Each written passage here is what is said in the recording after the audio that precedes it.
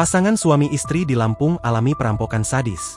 Bahkan akibat kejadian ini sang istri meninggal dunia. Sementara sang suami mengalami sejumlah luka akibat penganiayaan yang dilakukan pelaku. Atas perampokan sadis tersebut pihak kepolisian kini sudah mendatangi dan melakukan olah TKP.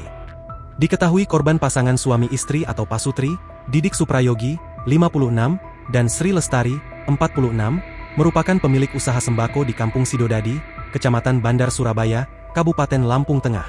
Saat jelang lebaran seperti saat ini, usaha pasutri tersebut tergolong ramai sampai menyetok barang dagangan di rumah. Malam itu, Jumat, 21 Maret 2025, sekira pukul 21.30 waktu Indonesia Barat korban kedatangan konsumen yang hendak membeli minuman. Namun konsumen tersebut ternyata malapetaka bagi mereka. Kapolsek Seputih Surabaya, AKP Mahdum Yazin menceritakan pelaku beraksi saat korban sedang menyiapkan barang yang dipesan. Tiba-tiba korban Sri Lestari yang sedang menyiapkan pesanan itu dipukul pakai botol dari arah belakang. Korban lantas terjatuh hingga tidak sadarkan diri. Tak hanya itu saja, lanjut Mahdum, korban lalu diseret ke dalam gudang dan dianiaya.